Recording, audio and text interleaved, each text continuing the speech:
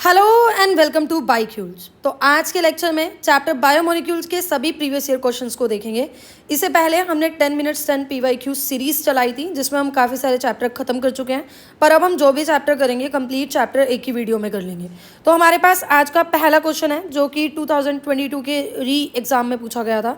दो स्टेटमेंट दी गई है। स्टेटमेंट 1 में कह रहा है amino acids have a property of ionizable nature of NH2 and COOH group, hence have different structures at different pH।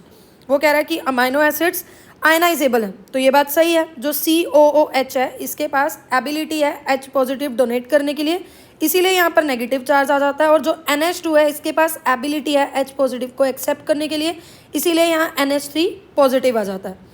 उसके अलावा इसी प्रॉपर्टी की वजह से hence in solutions of different pH the structure of amino acids changes. तो इसी property की वजह से डिफरेंट पीएच में अमाइनो एसिड का स्ट्रक्चर चेंज हो जाता है और इस फॉर्म को हम बोलते हैं ज्विटर आयन। क्या बोलते हैं? ज्विटर आयन इसको हम बोलते हैं। सेकेंड स्टेटमेंट है amino acids can exist as zwitterion form at acidic and basic pH. तो ये भी स्टेटमेंट हमारे पास सही है, मतलब कि दोनों स्टेटमेंट हमारे पास क्या है? ट्रू है, करेक्ट है। तो इसका आंसर क्या हो जाएगा? आंसर बी इसका करेक्ट आंसर है। सेकंड क्वेश्चन में वो कह रहे हैं lecithin found in plasma membrane is a glycolipid. वो कह रहा है कि जो लेसिथिन है जो प्लाज्मा मेम्ब्रेन में मिल रहा है वो एक ग्लाइकोलिपिड है। नहीं, लेसिथिन जो होता है वो फोस्फोलिपिड होता है। देखो ग्लिसरॉल नीचे फैटी एसिड टेल और ऊपर फॉस्फेट लगा होता है, और इसका फोस्फोलिपिड का एग्जांपल है लेसिथिन, जो कि हमें सेल मेम्ब्रेन में अबंडेंस में मिलता है। तो ए तो हमारे पास गलत हो गया, तो ए वाले ऑप्शंस भी गलत। हमें आंसर इसका मिल चुका है, पर बाकी ऑप्शंस भी हम देखेंगे। वो कह रहा है saturated fatty acids possess one और मोर कार्बन डबल बॉन्ड्स। अब देखो जो सैचुरेटेड फैटी एसिड है वो विदाउट डबल बॉन्ड होते हैं और अनसैचुरेटेड फैटी एसिड्स के पास एक या एक से ज़्यादा डबल बॉन्ड होते हैं। तो ये भी हमारा गलत हो गया। फिर बोल रहे हैं gingelly oil has lower melting point hence remain as oil in winters. तो ऑयल्स जो है इनका लोअर मेल्टिंग पॉइंट ही होता है, इसीलिए ये विंटर्स में भी ऑयल रहते हैं, यानी ये तो अपना ट्रू है। Lipids are generally insoluble in water but soluble in some organic solvent. सही बात है, लिपिड्स जो हैं वो इनसॉल्यूबल होते हैं वाटर में, पर ऑर्गेनिक सॉल्वेंट्स में सॉल्यूबल होते हैं, तो ये भी ट्रू है। When fatty acid is esterified with glycerol, monoglycerides are formed। हाँ जी, तो फैटी एसिड जब ग्लिसरॉल के साथ एस्टेरिफाइड होते हैं तो मोनोग्लिसराइड, डाइग्लिसराइड और ट्राइग्लिसराइड तीनों ही बन सकते हैं, तो ये भी हमारा ट्रू है। इसके साथ हमारा आंसर आ गया आंसर डी। थर्ड क्वेश्चन है following are the statements with reference to lipids. Lipids have only single bonds are called unsaturated fatty acid. तो जिनके पास सिंगल बॉन्ड हो क्या वो अनसैचुरेटेड है? नहीं, जो सैचुरेटेड होते हैं उनके पास कोई डबल बॉन्ड नहीं होता, यानी सैचुरेटेड के पास सिंगल बॉन्ड होता है, पर अनसैचुरेटेड के बाद एक या एक से ज़्यादा डबल बॉन्ड होता है। तो ए तो हमारा क्या हो गया? फॉल्स हो गया, यानी ये वाला ऑप्शन गया। लेसिथिन इज अ फोस्फोलिपिड, ऊपर हमने पढ़ा लेसिथिन फोस्फोलिपिड का एग्जाम्पल है जो सेल मेम्ब्रेन में भी मिलता है। ठीक है, तो देख लो लेसिथिन के ऊपर 2022 में भी क्वेश्चन पूछा गया और 21 में भी, ये अपने पास ट्रू हो गया। फिर बोल रहे हैं ट्राई हाइड्रोक्सी प्रोपेन इस ग्लिसरॉल। तो बिल्कुल सही बात है, ग्लिसरॉल को ही हम ट्राई हाइड्रोक्सी प्रोपेन भी बोल रहे हैं, तो ये भी सही है। Palmitic acid has 20 carbon atoms including carboxyl carbon. तो जो पामेटिक एसिड है इसके पास 16 कार्बन एटम्स होते हैं जब हम कार्बोक्सिल कार्बन को काउंट भी कर लेते हैं, तो ये तो गलत हो गया। फिर एरिकिडोनिक एसिड हैज 16 कार्बन एटम्स, तो यहाँ पर 20 होते हैं एरिकिडोनिक में, तो ये अपोजिट करके रिवर्स करके लिख दिया, तो ये दोनों स्टेटमेंट भी इनकरेक्ट। तो बी और सी अपने पास सही है, तो ऑप्शन बी इस क्वेश्चन का करेक्ट आंसर हो जाएगा। फोर्थ क्वेश्चन है identify the basic amino acids from the following. अगर आपसे एसिडिक अमाइनो एसिड बोल दे तो ग्लूटामिक एसिड और एस्पार्टिक एसिड एग्जाम्पल याद रखना। बेसिक में याद रखना लाइसिन, हिस्टिडीन और आर्जिनिन। तो लाइसिन यहाँ पर सही है क्योंकि ग्लूटामिक एसिड तो एसिडिक हो गया। वेलिन हमारे पास होता है न्यूट्रल अमाइनो एसिड, और टायरोसिन हमारे पास होता है aromatic amino acid. Aromatic amino acids के और एग्जांपल हैं टायरोसिन के साथ साथ फिनाइल एलानिन, ट्रिप्टोफैन।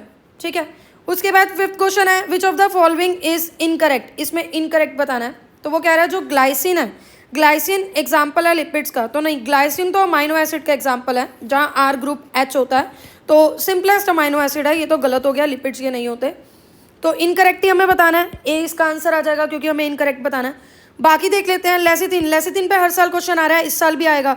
2022 में देखा, 21 में देखा, 23 में देखा, अब 2025 में भी पक्का आ सकता है ये क्वेश्चन। लेसिथिन आएगा इसमें। तो lecithin contains phosphorus atom in it structure. हाँ जी, तो लेसिथिन क्या होता है? ग्लिसरॉल, नीचे फैटी एसिड चेन और ऊपर फोस्फेट।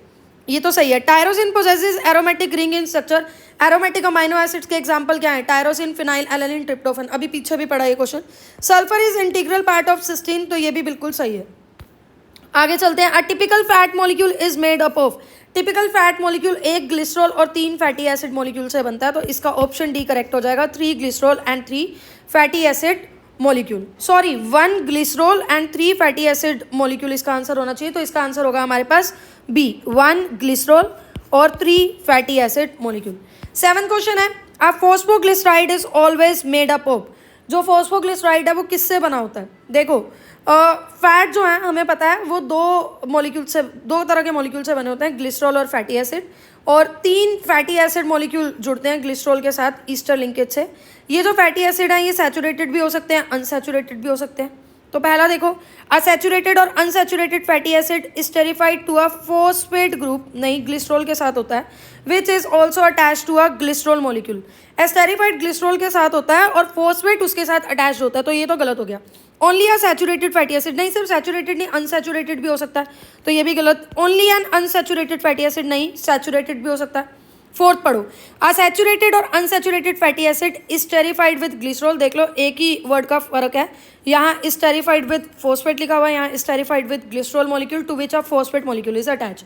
डी हमारा सही होगा। देखो फॉस्फेट वो ग्लिसरॉल, नीचे फैटी एसिड चेन और ऊपर फॉस्फेट, इसी को ग्लिसराइड बोलते हैं। तो ये डी अपना सही हो गया। इस पे पहले भी क्वेश्चन आए हुए हैं। फिर देखो, which one of the following biomolecules is correctly categorised, correctly characterised. Correct बताना है इसमें से। लेसिथिन फिर आ गया, हर क्वेश्चन में लेसिथिन आ रहा है। अब phosphorylated glyceride found in cell membrane, सही बात है। जो लेसिथिन है ये मतलब बिल्कुल इस बात को सही बोला हुआ है कि जो लेसिथिन है वो फॉस्फोराइलेटेड ग्लिसराइड है, मतलब ग्लिसरॉल, नीचे फैटी एसिड और ऊपर फॉस्फेट, और सेल मेम्ब्रेन में मिलता है, ये तो सही है। Palmitic acid is an unsaturated fatty acid, ये सैचुरेटेड होता है और इसमें 16 कार्बन होते हैं, ना कि 18 कार्बन।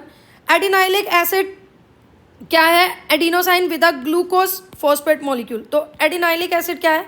न्यूक्लियोटाइड है जिसमें N2 बेस एडेनिन है, शुगर है और फॉस्फेट है, तो ये भी गलत हो गया। फिर बोल रहा है alanine amino acid contain an amino group and an acidic group anywhere in the molecule. Alanine तो क्या है हमारे पास? न्यूट्रल अमाइनो एसिड है, तो ये भी हमारे पास क्या हो गया? गलत हो गया। आगे चलते हैं। क्वेश्चन नंबर 9, ये 2 स्ट्रक्चर दिए हुए हैं, बताओ किसके हैं। तो ए तो है हमारे पास फॉस्फोलिपिड लेसिथिन का, लेसिथिन के ऊपर देख लो हर क्वेश्चन में पूछा गया। और बी हमें दिखा रहा है एडेनिन जो कि प्यूरिन है। तो ए बोल रहा है lecithin a component of cell membrane, बिल्कुल सही बात है, तो ये तो हमारा सही हो गया। B adenine a nucleotide that makes up nucleic acid. और तीसरा पूछ रहा है हमारे पास, तीसरा बोला हुआ है triglyceride a major source of energy. और फिर बी के लिए हमें दिया हुआ है uracil a component of DNA. तो ये यूरेसिल तो नहीं है, ये एडेनिन है, और ये न्यूक्लियोटाइड नहीं है, ये हमारे पास क्या है? एडेनिन तो N2 बेस होता है ना, ठीक है, तो ये भी गलत हो गया। ए हमारे पास करेक्ट आंसर हो गया। 10 देखो क्या है, which of the following is not a secondary metabolite. Not a secondary metabolite, इसमें से कौन सा सेकेंडरी मेटाबोलाइट नहीं है? तो ये जो टेबल है इस पर आपको बहुत सारे क्वेश्चन दिखेंगे और इस साल भी आ सकता है इस पर क्वेश्चन, तो इसको तो नैरोलैक पेंट लेके बिल्कुल दीवारों पे लिख लेना, रट लेना। तो देखो कर्क्यूमिन क्या है? तो कर्क्यूमिन एक ड्रग है, ड्रग में एक और एग्जाम्पल है साथ में विनब्लास्टिन, तो ये तो सेकेंडरी मेटाबोलाइट है। मॉर्फिन और कोडिन को हम एल्कालॉइड्स में पढ़ते हैं, ये भी सेकेंडरी मेटाबोलाइट है।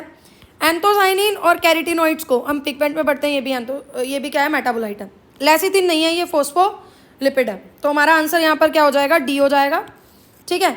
अब इन सभी क्वेश्चंस में जो भी आप पॉइंट पढ़ रहे हो ना, पूरा टेबल याद करना मुश्किल हो जाता है, पर इन पॉइंटर्स को मेक श्योर 4-4 बार लिखो, ये धीरे धीरे सारे याद हो जाएंगे, क्योंकि हर क्वेश्चन में काफ़ी सारे ऑप्शंस रिपीट हो रहे हैं। देखो ये 2023 में ही पूछा गया और ये भी 2023 में पूछा गया। तो टर्पिनोइड्स को किससे मैच करोगे? टर्पिनोइड्स में हम जो एग्जाम्पल पढ़ते हैं वो हम पढ़ते हैं टर्पिनोइड्स में एग्जाम्पल मोनोटर्पीन्स और डाइटर्पीन्स का।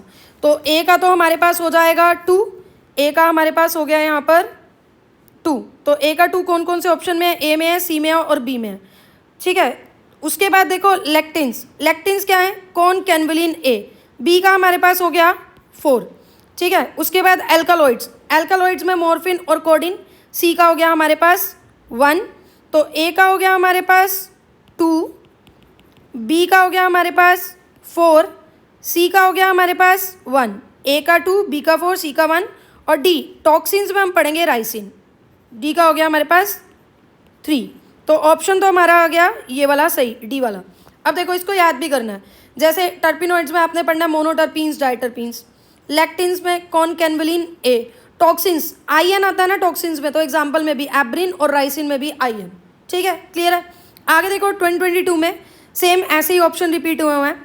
तो एडेनिन क्या है हमारे पास, एडेनिन हमारे पास एक प्यूरिन है, प्यूरिन हम 2 टाइप के पढ़ते हैं, एडेनिन और ग्वानिन। तो ए का तो आ गया हमारे पास 4, तो ये वाले ऑप्शन तो काट दो, या बी होगा या सी होगा। फिर एंथोसाइनिन, एंथोसाइनिन क्या है, एक पिगमेंट है, बी का आ गया हमारे पास 1, ए का 4, बी का 1, ऑप्शन तो हमें करेक्ट मिल गया, बाकी देख लेते हैं। सी काइटिन क्या है, एक पॉलीसेकेराइड है, सी का हो गया हमारे पास 2, और डी कोडिन, कोडिन क्या है, एल्कालॉइड, तो डी का हो गया हमारे पास 3। इनको साथ के साथ याद कर लो, हर एक क्वेश्चन में 2-2 3-3 ऑप्शन याद करोगे तो इवेंचुअली पूरा टेबल याद हो जाएगा। और देख लो कितने सारे ऑप्शंस मैच हो रहे हैं। अब हमें अगले क्वेश्चन में बताना है, क्वेश्चन नंबर 13 में, कि इसमें से इनकरेक्ट पेयर कौन सा है। तो देखो टॉक्सिन का मैंने आपको बता दिया, टॉक्सिन में आईएन है, तो एब्रिन और राइसिन में भी आईएन है, तो टॉक्सिन वाला तो सही दिया हुआ है। ड्रग्स में देखो राइसिन दिया हुआ है, नहीं मैंने अभी बताया टॉक्सिन्स में राइसिन है, तो इनकरेक्ट ऑप्शन तो यही हो गया, पर बाकी भी पढ़ लेते हैं। तो ड्रग्स में आपको पढ़ना क्या है, विनब्लास्टिन पढ़ना है और कुर्क्यूमिन पढ़ना है, ठीक है। लेक्टिन्स में कॉनकेनवेलिन ए, एल्कालॉइड्स में कोडिन और मॉर्फिन। आगे देखो which of the following are not secondary metabolites in plant, secondary metabolites इनमें से कौन कौन से नहीं है। तो अमाइनो एसिड्स और ग्लूकोज नहीं है, ठीक है, विनब्लास्टिन और कर्क्यूमिन है, रबड़ और गम्स है, मॉर्फिन और कोडीन है, ये ए अपना राइट हो जाएगा। कॉनकेनवेलिन ए क्या है हमारे पास, कॉनकेनवेलिन ए एक लेक्टिन है, clear. 16 question, in plants inulin and pectin are, देखो इनुलिन क्या है, जो एनर्जी स्टोर करने के काम आ रहा है, और ये होमोपॉलीसेकेराइड है फ्रक्टोज का, और पैक्टिन क्या है, ये पॉलीसेकेराइड है जो कि प्राइमरी सेल वॉल में मिलेगा, किसकी, प्लांट्स की। तो इसका आंसर हो जाएगा ए, यानी कि रिजर्व मटेरियल। 17 क्वेश्चन देखो, वो स्टेटमेंट 1 में बोल रहा है protein is imagined as a line, the left end represented by first amino acid is C terminal. तो नहीं, देखो जो फर्स्ट अमाइनो एसिड होता है उसको हम एन टर्मिनल अमाइनो एसिड बोलते हैं, तो ये तो हमारे पास गलत हो गया, लास्ट वाले को वो एन टर्मिनल बोल रहे हैं, लास्ट वाला जो होता है उसको सी टर्मिनल बोलते हैं, तो अपोजिट करके लिख दिया, फर्स्ट तो हमारे पास गलत है।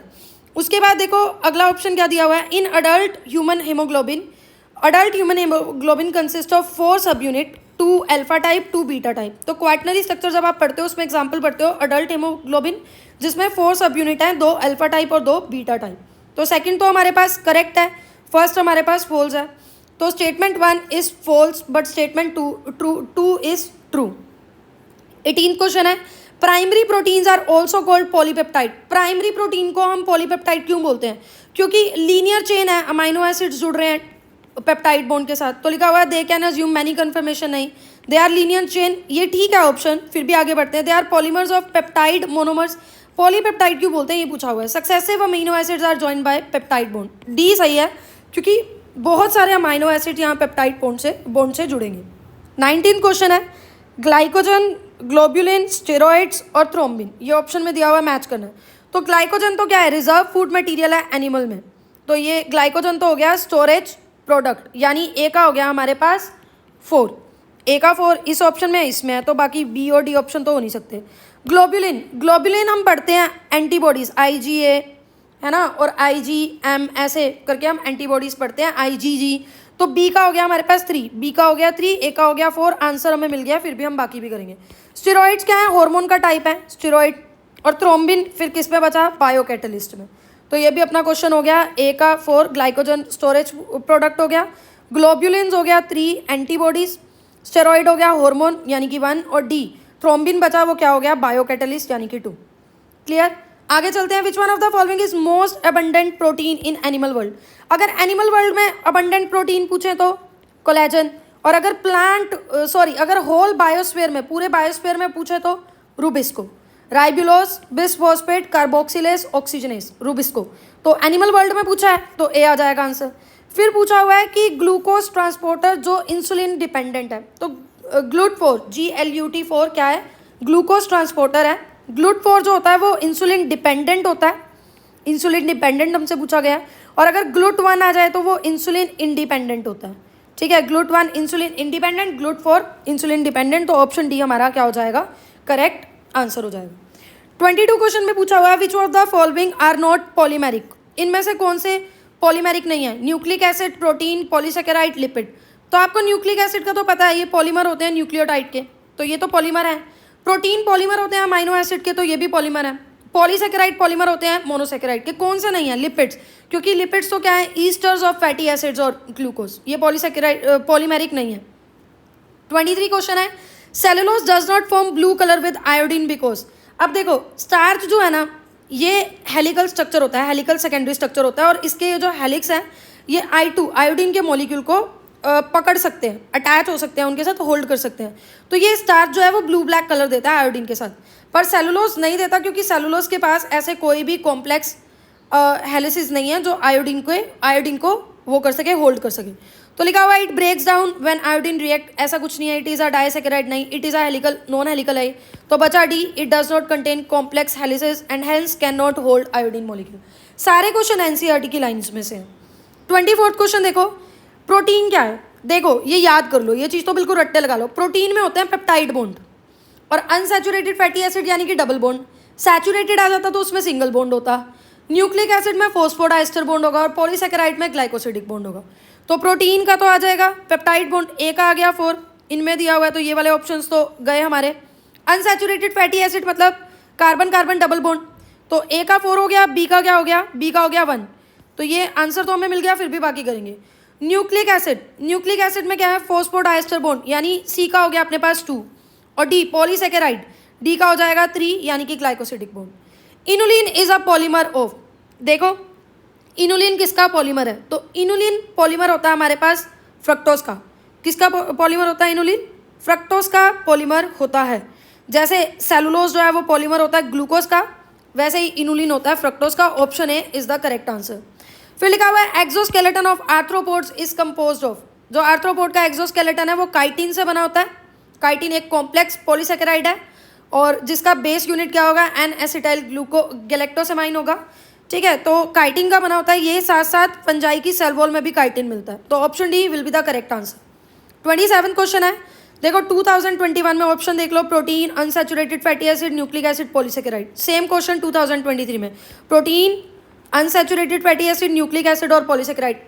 स्टेटमेंट भी चेंज नहीं किया और इवन ऑप्शन भी देख लो, पहले कार्बन कार्बन दिया हुआ है, फिर phosphodiester glycosidic peptide, carbon carbon phosphodiester glycosidic peptide. तो तुम्हारी किस्मत इतनी भी खराब नहीं है कि 2021 का क्वेश्चन 2023 में एज इट इज पूछ रहे हैं, तो 2023 का 2025 में नहीं पूछेंगे क्या? ऐसी इतनी भी खराब किस्मत नहीं है तुम्हारी। तो प्रोटीन में मैंने आपको बताया, प्रोटीन में क्या होंगे? पेप्टाइड बॉन्ड होंगे। ए का हो गया अपने पास 4। अनसैचुरेटेड फैटी एसिड मतलब carbon carbon double bond, B का हो गया अपने पास 1। न्यूक्लिक एसिड यानी कि फॉस्फोडाइस्टर बॉन्ड, सी का हो गया अपने पास 2, और पॉलीसेकेराइड डी का हो गया अपने पास 3 यानी कि ग्लाइकोसिडिक बॉन्ड।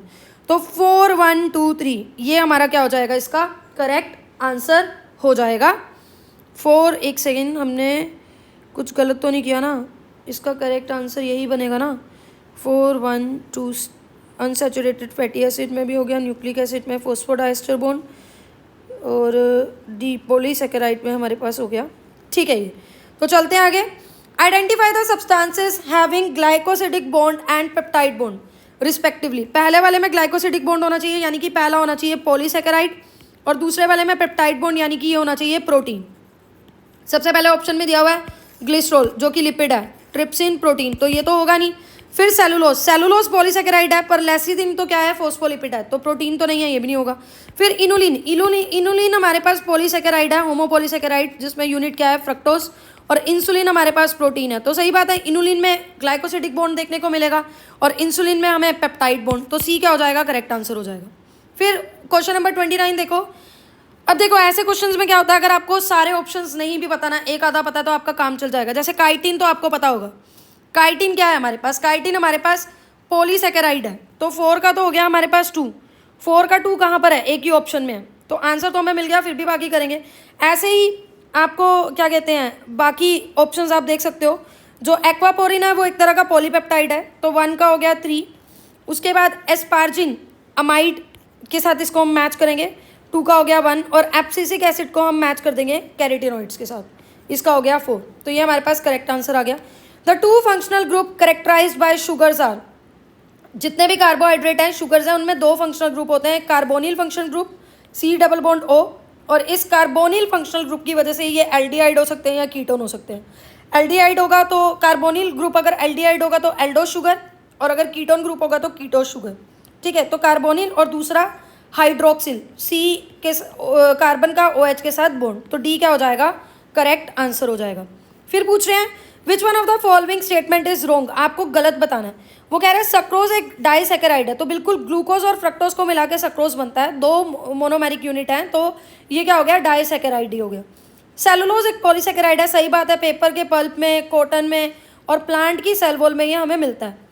यूरासिल एक पायरिमिडीन है, सही बात है, यूरासिल थाइमिन और साइटोसिन पायरिमिडीन है, जिसमें से यूरासिल हमें RNA में मिलता है, थाइमिन हमें DNA में मिलता है और साइटोसिन तो दोनों में मिलता है। Glycine is a sulphur containing amino acid, ये ऑप्शन 2023 का भी हमने ऊपर जो सबसे पहले क्वेश्चन लगाया स्टार्टिंग में उसमें भी दिया हुआ था। तो जो सिस्टीन है उसके पास होता है सल्फर, ग्लाइसिन के पास नहीं होता, रोंग ही बताना है, D क्या हो जाएगा, रोंग हो जाएगा। The chitinous exoskeleton of arthropod is formed by polymerization of, chitinous exoskeleton किससे बनता है, इसकी बेसिक यूनिट क्या है, एन एसिटाइल ग्लूकोसेमाइन, तो B क्या हो जाएगा, सही आंसर हो जाएगा इसका। विच of the following biomolecules does have phosphodiester bond, मैंने बता दिया कि पहले भी ये क्वेश्चन रिपीट हो चुका है। न्यूक्लिक एसिड और न्यूक्लियोटाइड्स में जो बैकबोन DNA की कैसे बनती है, शुगर और फॉस्फेट से, और ये आपस में फॉस्फोडाइस्टर बॉन्ड से जुड़े होते हैं, तो option C will be the correct answer. फिर देखो अगला क्वेश्चन जो 2023 में ही पूछा गया, malonate inhibits the growth of pathogenic bacteria by inhibiting the activity of. अब होता क्या है, देखो एंजाइम में ना कुछ पॉकेट्स प्रेजेंट होती है, और इस पॉकेट में आकर सबस्ट्रेट बाइंड होता है, ये सबस्ट्रेट हो गया, ये एंजाइम हो गया, और एंजाइम क्या करते हैं, स्पीड ऑफ रिएक्शन को इंक्रीज करते हैं। अब कई बार क्या होता है ना, कुछ कॉम्पिटिटिव इनिबिटर, इनकी जो शक्ल सूरत है ये मिलती है इस सबस्ट्रेट के साथ, और एंजाइम फिर सबस्ट्रेट के साथ बाइंड होने की बजाय इसके साथ बाइंड हो जाता है, कॉम्पिटिटिव इनिबिटर के साथ बाइंड हो जाता है, और इससे जो ये एंजाइम है इसकी एक्टिविटी रुक जाती है। ठीक है, तो इसका एग्जाम्पल हम पढ़ सकते हैं कि इनिबिशन ऑफ सक्सीनिक डीहाइड्रोजिनेस, कैसे, बाय मेलोनेट। मेलोनेट यहाँ कॉम्पिटिटिव इनिबिटर है जो कि सबस्ट्रेट सक्सीनेट के साथ मैच कर रहा है, तो अब एक्चुअली में क्या होगा, सक्सीनेट की जगह कौन बाइंड होगा, सक्सीनिक डीहाइड्रोजिनेस से, तो ये मेलोनेट होगा, तो आंसर तो इसका B आ गया। और इसी को कॉम्पिटिटिव इनिबिटर को हम बैक्टीरियल पैथोजन को कंट्रोल करने के लिए भी यूज़ करते हैं, तो आंसर इसका हो गया हमारे पास B। फिर देखो अगला question, low temperature preserves the enzyme in temporarily inactive state whereas high temperature destroy enzymatic activity because of protein are denatured by heat. ये सही बात है, जो एंजाइम है वो अपनी हाईएस्ट एक्टिविटी अच्छी तरह से कब शो करते हैं, ऑप्टिमम pH और टेम्परेचर में। एक्टिविटी डिक्लाइन हो जाती है इनकी अगर ऑप्टिमम लेवल से कम या ज़्यादा वैल्यू हो। लो टेम्परेचर में तो ये टेम्परेरीली इनएक्टिव स्टेट में चल जाते हैं एंजाइम, और हाई टेम्परेचर इन प्रोटीन के स्ट्रक्चर को डीनेचर कर देता है, तो ये हमारे पास ट्रू है। When the inhibitor closely resemble the substrate in its molecular structure and inhibits the activity of enzyme, it is called competitive inhibition। ये हम अभी ऊपर कर चुके हैं, ये ट्रू है हमारे पास, अभी ऊपर ही हमने ये क्वेश्चन पढ़ा और NCERT की बिल्कुल लाइन है ये, तो दोनों ही स्टेटमेंट हमारे पास ट्रू हैं, both 1 and 2 are true. Question number 36, in the enzyme which catalyzes the breakdown of H2O2 यानी हाइड्रोजन पेरोक्साइड टूट रहा है H2O में और O2 में, तो फिर आप देख सकते हो यहाँ प्रोस्थेटिक ग्रुप कौन सा होगा, तो यहाँ प्रोस्थेटिक ग्रुप होता है जिंक। तो हमारे पास देख लो क्या दिया हुआ है, ऑप्शंस में दिया हुआ है नाइसिन, निकोटिनामाइड, एडेनाइन डाइन्यूक्लियोटाइड यानी NAD, हीम और जिंक। तो प्रोस्थेटिक ग्रुप जो हाइड्रोजन पेरोक्साइड की ब्रेकडाउन को कैटेलाइज करवा रहा है और हाइड्रोजन पेरोक्साइड को वाटर एंड ऑक्सीजन में तोड़ रहा है, तो यहाँ पर जो प्रोस्थेटिक ग्रुप है वो क्या होगा हमारे पास, हीम होगा। सॉरी यहाँ मैंने जिंक लगा दिया, इसका आंसर क्या होगा, हीम होगा। क्लियर। क्वेश्चन नंबर 37 क्या है हमारे पास, इनिबिटर ऑफ कैटालिटिक एक्टिविटी। तो आपको पता है कॉम्पिटिटिव इनिबिशन में ही हम क्या पढ़ते हैं, मेलोनेट पढ़ते हैं। ये जो सबस्ट्रेट है सक्सीनेट उसके साथ ये मिलता जुलता है और इससे सक्सीनिक डीहाइड्रोजिनेस एंजाइम की एक्टिविटी इनिबिट हो जाती है। तो 1 का तो हमारे पास क्या हो गया, 1 का हो गया हमारे पास 2, इसी के साथ ये 2 ऑप्शन अपने खत्म। फिर लिखा हुआ है पेप्टाइड बॉन्ड, तो पेप्टाइड बॉन्ड किसके पास होंगे, पेप्टाइड बॉन्ड तो प्रोटीन के पास ही होंगे, तो यहाँ पर आ जाएगा 4, 2 का आ जाएगा हमारे पास 4। Cell wall material in fungi, cell wall material fungi में हमारे पास क्या होगा, तो सेल वॉल मटेरियल हमारे पास फंजाई में होता है काइटिन, तो 3 का हो जाएगा हमारे पास, 3 का हो जाएगा हमारे पास 3। और लास्टली सेकेंडरी मेटाबोलाइट, एक टॉक्सिन यानी कि राइसिन और दूसरा एब्रिन भी इसमें हम पढ़ते हैं टॉक्सिन में, तो 4 का हो जाएगा हमारे पास 1। तो 2 4 3 1 इज द राइट आंसर। अगला क्वेश्चन देखो, वो कह रहा है कि जो कोएंजाइम है, कोएंजाइम और metal ion that is tightly bound to the enzyme protein is called prosthetic group. वो कह रहा है कि जो कोएंजाइम है और मेटल आयन है जो कि टाइटली बाउंड होते हैं प्रोटीन के साथ, उसको हम प्रोस्थेटिक ग्रुप बोलते हैं। ठीक है, तो ये बात बिल्कुल सही है, जो कोएंजाइम या मेटल आयन है जो टाइटली बाउंड होता है प्रोटीन के साथ, इसको प्रोस्थेटिक ग्रुप ही बोलते हैं, ट्रू। फिर बोल रहा है complete catalytic active enzyme with its bound prosthetic group is called apo enzyme. नहीं, कंप्लीट कैटालिटिक एंजाइम जो कि प्रोस्थेटिक ग्रुप के साथ जुड़ा होता है उसको हम बोलते हैं होलो एंजाइम। तो बी हमारे पास गलत हो गया, ए ट्रू है, बी क्या है, फॉल्स है। Option B will be the correct answer. 39 में ये दी हुई है 4 इक्वेशन, कौन सी सही है? Apoenzyme is equal to holoenzyme plus coenzyme, नहीं, करेक्ट ये है, holoenzyme is equal to apoenzyme plus coenzyme. जो ऐसे कॉम्प्लेक्स प्रोटीन होते हैं, होलो एंजाइम होते हैं, जिसमें प्रोटीनिशियस पार्ट भी होता है और नॉन प्रोटीनिशियस भी, तो उसमें क्या है, उसमें हम पढ़ते हैं प्रोटीन जिसको एपो एंजाइम बोल रहे हैं और कोफैक्टर। अब ये कोफैक्टर अगर टाइटली बाउंड है तो इसको प्रोस्थेटिक ग्रुप बोल देंगे, और अगर लूजली बाउंड है तो कोएंजाइम बोल देंगे। तो बी हमारे पास क्या है, सही आंसर है। फिर ये हमें ग्राफ दिया हुआ है, इसे पढ़कर बताना है आपको। अब देखो, ये सबस्ट्रेट है और ये प्रोडक्ट में कन्वर्ट हो रहा है। अगर हम एंजाइम नहीं यूज़ करें तो एक्टिवेशन एनर्जी ज़्यादा लग रही है, रिएक्शन धीरे धीरे चलेगी। एंजाइम यूज़ करेंगे तो एक्टिवेशन एनर्जी कम लगेगी एंजाइम के साथ, और जो प्रोडक्ट सबस्ट्रेट है प्रोडक्ट में जल्दी कन्वर्ट हो जाएगा। और हमें पता है जब भी प्रोडक्ट का लेवल सबस्ट्रेट से नीचे की तरफ दिखाएं ग्राफ में तो वो एक्सोथर्मिक रिएक्शन होती है। तो फर्स्ट में तो एंडोथर्मिक लिखा होगा ही नहीं। सेकंड देखो, exothermic reaction with energy A in absence of enzyme, नहीं, ए तो एंजाइम की प्रेजेंस में, ये तो गलत हो गया। फिर ये एंडोथर्मिक वाला ऑप्शन गलत। Exothermic reaction with energy A in presence of, ये जो ए वाला ग्राफ है ये एंजाइम की प्रेजेंस में है तभी एक्टिवेशन एनर्जी कम लग रही है, और बी एंजाइम की एब्सेंस में इसलिए एक्टिवेशन एनर्जी ज़्यादा लग रही है। तो डी हमारे पास करेक्ट ऑप्शन होगा। फिर बोल रहा है a non proteinaceous enzyme is, देखो ज़्यादातर एंजाइम प्रोटीन होते हैं, कुछ न्यूक्लिक एसिड जब एंजाइम की तरह एक्ट करे तो उनको राइबोजाइम बोलते हैं। तो डी हो गया, non proteinaceous enzyme is ribozyme. फिर कह रहा है transition state structure of a substrate form during enzymatic reaction. ये ऊपर ये ग्राफ पढ़ा ना, इसी में दोबारा पढ़ना है, इसको हम ट्रांजिशन स्टेट बोलते हैं। ये टेम्पररी स्टेट है और अनस्टेबल होती है। तो वही चीज़ पूछा हुआ है, क्या ये परमानेंट है, स्टेबल है? नहीं। ट्रांजिएंट तो है पर क्या ये स्टेबल है? नहीं। परमानेंट है बट अनस्टेबल है, परमानेंट नहीं है, ट्रांजिएंट है और अनस्टेबल है। ठीक है, जो ट्रांजिशन स्टेट है वो क्या होगी, इंटरमीडिएट स्टेज जो कि अनस्टेबल है। ठीक है, फॉर इट्स एक्टिविटी कार्बोक्सीपेप्टाइडेस रिक्वायर्ड, तो कार्बोक्सीपेप्टाइडेस को अपनी एक्टिविटी के लिए जिंक की रिक्वायरमेंट होती है। ये कर्व दिया हुआ है, आपको बताना है एक्स एक्सिस और वाई एक्सिस क्या है, टेम्परेचर, पीएच और सबस्ट्रेट कंसंट्रेशन पे कर्व है, एंजाइमेटिक एक्टिविटी को दिखा रहा है। तो हमें पता है एक्स में तो पीएच या टेम्परेचर होगा और वाई में एंजाइमेटिक एक्टिविटी होगी। तो एक्स में वो लिख रहा है एंजाइमेटिक एक्टिविटी नहीं होगा, तो यहाँ टेम्परेचर ही होगा क्योंकि ऑप्टिमम टेम्परेचर और ऑप्टिमम पीएच में वो दिखा रहा है। ठीक है, तो यहाँ टेम्परेचर तो ठीक है और वाई में हमें बोला हुआ है एंजाइमेटिक एक्टिविटी, तो ये सही है अपना आंसर, सी हमारा सही होगा। सबस्ट्रेट कंसंट्रेशन का ग्राफ तो आपने देखा होगा, वो इससे अलग है। 3 of the following statement about enzyme are correct, 3 statement correct है, 1 रॉन्ग है। कौन सी रॉन्ग है इसमें से, हमें ये बताना है। तो ये लिखा हुआ है enzymes are denatured at high temperature but in certain exceptional organism they are effective even at 80 to 90 degree Celsius. सही बात है, एंजाइम हाई टेम्परेचर में वो हो जाते हैं, इनएक्टिव हो जाते हैं, मतलब डीनेचर्ड हो जाते हैं, काम नहीं करते। पर जो एंजाइम हम ऐसे ऑर्गेनिज्म से आइसोलेट करते हैं जो ऑर्गेनिज्म ही high temperature, hot vent, sulphur springs वगैरह में रहते हैं, वो अपनी कैटालिटिक पावर अटेन करके रखते हैं हाई टेम्परेचर में भी, 80-90 डिग्री सेल्सियस में भी। इसको आपने पीसीआर में पढ़ा होगा, टैग पॉलीमरेज, जो कि एक बैक्टीरिया थर्मस एक्वेटिकस से लेते हैं हम। ठीक है, तो ये तो हमारा सही है। और उसके बाद enzymes require optimum pH for maximal activity, PYQ में अभी पीछे भी हमने 2 क्वेश्चन पहले पढ़ा, सही बात है। Most enzymes are protein but some are lipid, lipid तो कोई भी नहीं होते, यही इनकरेक्ट स्टेटमेंट है और वही हमें बताना था, तो आंसर हो जाएगा सी, क्योंकि ज़्यादातर एंजाइम प्रोटीन होंगे, कुछ राइबोजाइम्स होंगे जब न्यूक्लिक एसिड एंजाइम की तरह एक्ट करेगा। एंजाइम्स आर हाईली स्पेसिफिक, सही बात है। फिर देखो ये ग्राफ दिया हुआ है, इसका बताना है हमें। तो बी क्या है हमारे पास, बी होता है हमारे पास पोटेंशियल एनर्जी, ए है हमारे पास ट्रांजिशन स्टेट। सी क्या है, जब एंजाइम नहीं है तो एक्टिवेशन एनर्जी ज़्यादा लग रही है, यानी एक्टिवेशन एनर्जी विदाउट एंजाइम। और डी क्या है हमारे पास, एक्टिवेशन एनर्जी विद एंजाइम। तो सबसे पहले हमारे पास ए के लिए लिखा हुआ है पोटेंशियल एनर्जी, नहीं बी है पोटेंशियल एनर्जी, तो ये तो गलत हो गया। बी में देखो ए के लिए लिखा हुआ है ट्रांजिशन स्टेट, करेक्ट बात है, ए ट्रांजिशन स्टेट अपने पास।